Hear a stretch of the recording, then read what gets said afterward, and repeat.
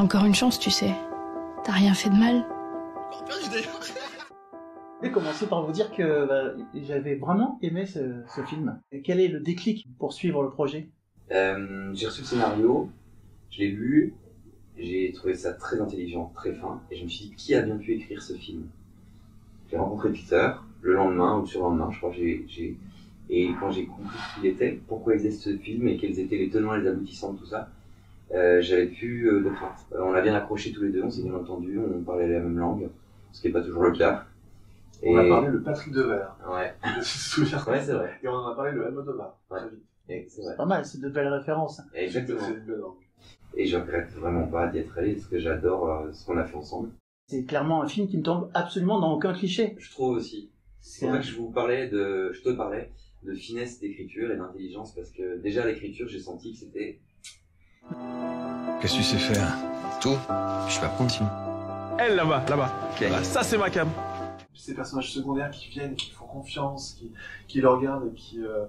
Ouais, c'est ça, tu trompes 1000 personnes dans On peut tromper. Mais c'est vrai que c'est ça, m'avait dit Peter très vite, il m'a dit c'est un film sur Jay, mais c'est à travers les personnages secondaires qu'on va un peu plus comprendre qui il est et comment il fait. Mais c'est un film où le point de vue c'est clairement, voilà, c'est à travers les personnages secondaires qu'on va voir comment il se comporte, ce qu'il dit, ce qu'il fait. Je m'appelle Jay. Ok, Jay. T'as compris les règles? Faut pas dire non, c'est ça? Exactement. Du coup, t'as perdu. Je trouve que le cinéma français a souvent un défaut, c'est de mettre en personnage secondaire des personnes qui ont des gueules, des trucs un peu un peu forts, un peu trop forts. Mettre le curseur bien haut pour bien comprendre que c'est un fermier, exact. Que c'est un boulanger, que c'est un prof, que c'est un... Oui. Et là, dans ce film, les personnages secondaires sont formidables, je dirais. Je lui ai dit aussi, je trouve le casting est ultra incroyable. juste. Ouais. Et moi j'ai pris tellement de plaisir avec tous les partenaires avec qui Peter me proposait de jouer. Et il me disait, tu te souviens Peter? Tu vas voir demain la fille qui joue tel personnage, tu vas adorer ça. Mais qui ont une densité de jeu qui est toute différente. Et il y a vraiment, tout est dans les yeux, le regard, et le pote aussi, et le mec là qui est Diego Sanchez. Fabuleux.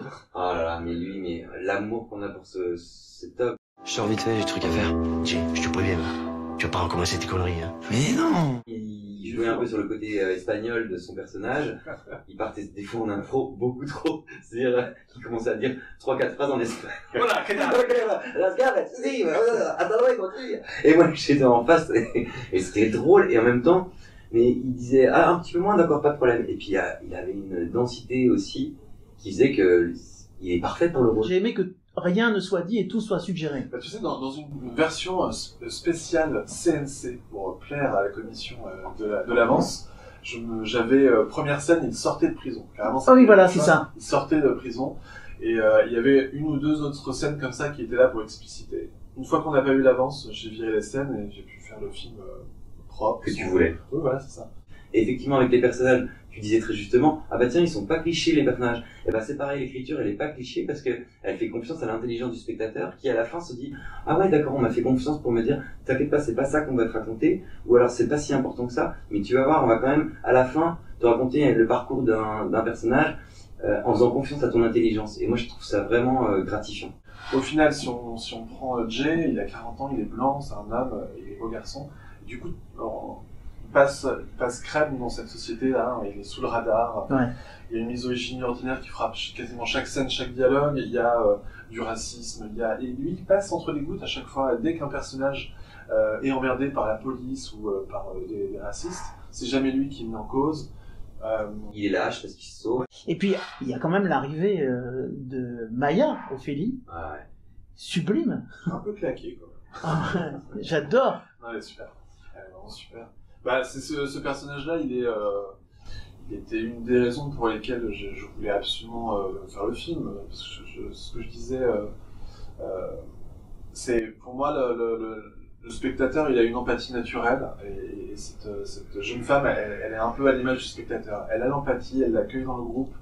Et je sais qu'au moment où nous on est déçus pour la 10e fois par le personnage de Jay, on en a marre de se projeter sur ce gars. Apparemment, une histoire d'amour, ça va pas changer sa nature. Le fait de devoir trouver une famille, un groupe, ça change pas sa nature. Donc on a envie d'abandonner. Et ben on le quitte pour ce personnage de Maya qui est super chouette. Ah, c'est vrai, il y a une vraie transition. Une suite sur Maya. Dans l'empathie, il y a une vraie transition à ce moment-là. Mais alors, il y a une scène que je trouve vraiment sublime. C'est le moment où elle fait sa toilette devant la vitre. Mais j'adore que dans ce film, on ne voit rien. Justement, j'adore ça. Je trouve que ça fonctionne vraiment bien dans le fait que ça tombe pas dans les clichés. Et cette scène d'amour entre les deux, qui s'arrête. Et pourtant, hein, vraiment, je peux aimer ça, la sexualité au cinéma ou autre. Mais là... On n'a même pas dit que c'était une scène d'amour, on a dit que c'était une scène d'intimité. Ah ouais. Et puis... Est-ce que c'est beau ce moment-là? C'est en co-découpé avec Ophélie. Parce que c'est quand même elle qui se dénude pour venir un peu. Donc on a fait les axes de caméra. Tu vois, avoir le consentement aussi de la comédienne, c'était super pour ça. Et donc il y a un timing un peu... Voilà, il y a l'excitation qui retombe à un moment. Parce que ça galère à trouver une capote. Ah ouais, mais c'est bon. Moi j'adore. C'est vrai, quoi. En tout cas, monsieur, vous êtes un réalisateur qui me plaît énormément. Moi aussi. J'aime beaucoup quand tu parles comme ça. Non, mais il y a un vrai Ça fait style. plaisir, Il y a un ça vrai fait style plaisir. dans ton cinéma. Merci beaucoup à tous les deux. Merci à Merci à toi. toi. T'as peur de quoi? Que je te viole? Que je te tue? Mais c'est pas ça le pire, tu sais. Je sais qui t'es.